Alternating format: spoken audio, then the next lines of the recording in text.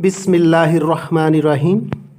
अस्सलाम वालेकुम स्टूडेंट्स, मैं मोहम्मद अब्बास अपने यूट्यूब चैनल मेहर अब्बास एजुकेशन ट्यूब मैथ के साथ, और आपके लिए मेरे पास होती हैं वीडियोस मैथमेटिक्स 9th और 10th क्लासेस, फिज़िक्स 9th और 10th क्लासेस, इसके अलावा फर्स्ट ईयर एफएससी मैथमेटिक्स के उन लेक्चर्स की वीडियो जो कि इस साल गवर्नमेंट ऑफ पंजाब के मुताबिक आपके स्मार्ट सिलेबस का हिस्सा हैं और जिनमें से आपका फाइनल पेपर बनने जा रहा है। उन टॉपिक्स को हम डिस्कस करते हैं, वीडियोस बनाते हैं और आपके लिए लेकर आते हैं। तो आज physics 10th class unit number 15 electromagnetism, उसका एक अहम टॉपिक इलेक्ट्रोमैग्नेटिक इंडक्शन, उसकी वीडियो बनाने जा रहे हैं। तो टॉपिक की तरफ जाने से पहले आपसे रिक्वेस्ट है कि अगर अभी तक आपने मेरा चैनल सब्सक्राइब नहीं किया या मेरे नए व्यूवर्स हैं तो प्लीज़ फ़ौरन चैनल को सब्सक्राइब करें, बेल आइकन क्लिक करें, क्योंकि आने वाले दिनों में बहुत अहम काम होने जा रहा है। उसके अंदर हर एक साइंस की जो बुक है उसको 3 या 4 हिस्सों में डिवाइड करके उसके जो वेरी इंपॉर्टेंट टॉपिक्स हैं वो आपको बताए जाएंगे और इंशाल्लाह पेपर का मैक्सिमम पार्ट उसी में से होगा। इसलिए फ़ौरन सब्सक्राइब कर लें, बेल आइकन क्लिक कर लें ताकि आने वाली वीडियोस का नोटिफिकेशन आपको मिले और आपकी तैयारी जो है बेहतरीन से बेहतरीन हो सके। तो चलते हैं टॉपिक की तरफ। इलेक्ट्रोमैग्नेटिक इंडक्शन, 3 वर्ड्स यहाँ इस्तेमाल हुए हैं। इलेक्ट्रो मीन करंट इलेक्ट्रिसिटी, मैग्नेटिक मीन मैग्नेटिज्म, यानी electromagnetism the relation between electric current and magnet is called electromagnetism. और इंडक्शन का मतलब है दाखिल हो जाना, इंड्यूस हो जाना। तो ये इलेक्ट्रोमैग्नेटिज्म क्या है, इसके अंदर हम पढ़ेंगे कि इलेक्ट्रिसिटी मैग्नेट की वजह से, यानी करंट इलेक्ट्रिसिटी मैग्नेट की वजह से कैसे प्रोड्यूस होती है और किसी कॉइल के अंदर वो किस तरह इंड्यूस हो जाती है, उसको आज हम स्टडी करने जा रहे हैं। तो दरअसल इस टॉपिक के अंदर क्या होगा, हम एक मैग्नेट लेंगे, एक सोलेनॉइड कॉइल लेंगे, मैग्नेट को सोलेनॉइड कॉइल के अंदर आगे पीछे यानी इन एंड आउट मूव करेंगे। उसकी वजह से मैग्नेटिक फील्ड चेंज होगा, मैग्नेटिक लाइंस ऑफ फोर्स से चेंज होंगी, जिसकी वजह से चेंज इन मैग्नेटिक फ्लक्स, और उसकी वजह से कॉइल के अंदर करंट इंड्यूस हो जाएगा। उसको स्टडी किया जाएगा। तो चलते हैं टॉपिक की तरफ। सबसे पहले डेफिनेशन है इलेक्ट्रोमैग्नेटिक इंडक्शन की, उसकी तरफ आए। The process of generating an induced current, यानी वो तरीकाकार जिसमें करंट को इंड्यूस किया जाएगा इन अ सर्किट, एक सर्किट के अंदर। कैसे? By changing the number of magnetic lines of force, यानी मैग्नेट को कॉइल के अंदर और बाहर मूव करके number of lines of force, यानी electromagnetic induction is defined as the process of generating an induced current in a circuit, वो तरीकाकार जिसमें किसी सर्किट के अंदर करंट को इंड्यूस किया जाता है। कैसे? By changing the number of magnetic lines of force, magnet की वजह से मैग्नेटिक लाइंस ऑफ फोर्स को चेंज करके that are passing through it, जो कि इस सर्किट में से गुजरती हैं। This process is called electromagnetic induction. इसको हम एक्सप्लेन करते हैं एक एक्टिविटी से। तो डायग्राम बनी हुई आपको नजर आ रही है। Figure given below shows Faraday's experiment. नीचे डायग्राम के अंदर फ्राडे का एक्सपेरिमेंट दिखा दिया गया है। तो डायग्राम में आपको नजर आ रहा है एक सोलेनॉइड है, उसके दोनों एंड्स को एक गैल्वानोमीटर से जोड़ दिया गया है और एक बार मैग्नेट जो कि नॉर्थ और साउथ पोल पर मुश्तमिल है, उसको सोलेनॉइड के अंदर आगे पीछे मूव किया जाए। So we can say that which current induced by the moving magnet into the solenoid or out of the solenoid. तो जब सोलेनॉइड को डायग्राम के मुताबिक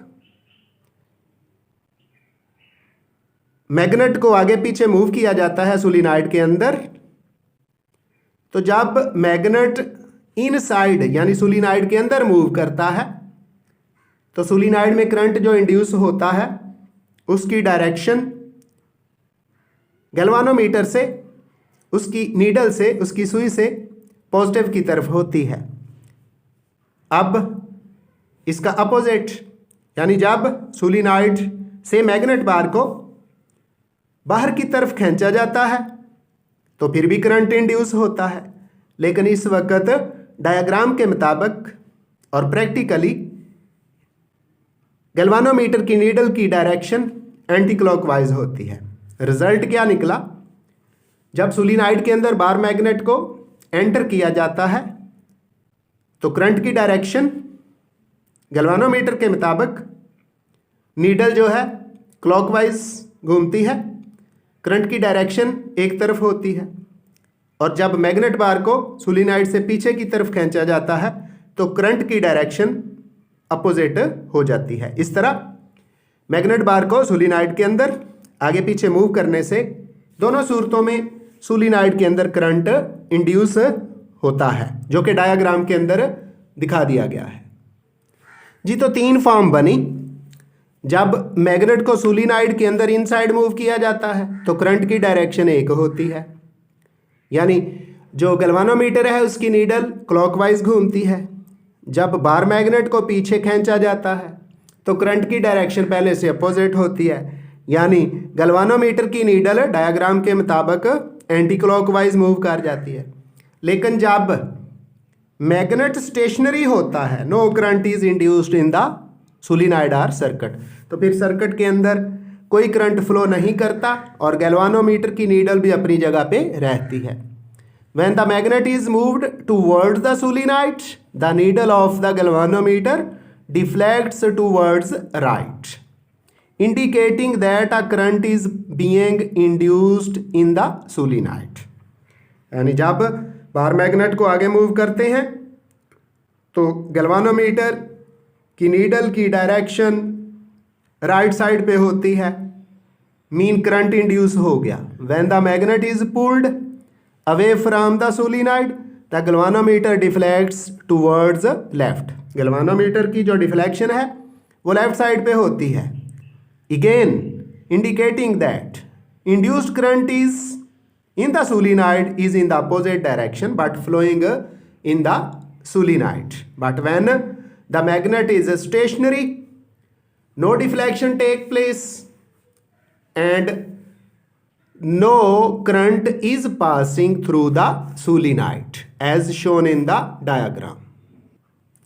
From the above experiment, we conclude that an EMF is induced. What is EMF? EMF mean electromotive force.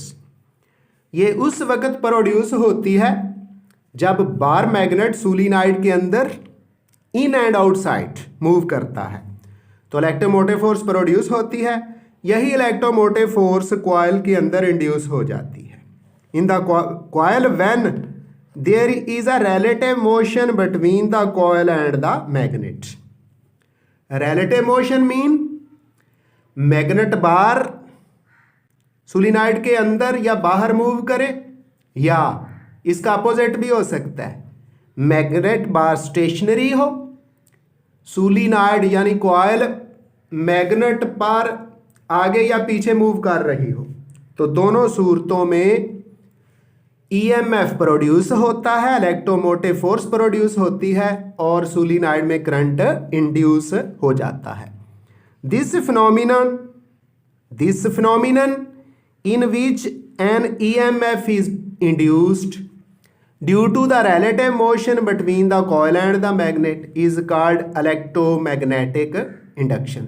वो process, वो तरीकाकार जब coil यानी सोलेनॉइड और मैग्नेट बार रिलेटिवली मूव करते हैं, यानी या मैग्नेट बार मूव करता है और कॉइल यानी सोलेनॉइड स्टेशनरी होता है, या मैग्नेट बार स्टेशनरी होता है और सोलेनॉइड मूव करता है। दोनों सूरतों में ईएमएफ इंड्यूस होती है और कॉइल के अंदर करंट प्रोड्यूस हो जाता है। This process is called electromagnetic induction. एक और definition, the value of induced EMF in the circuit is directly proportional to the rate of change of number of magnetic lines of force through it.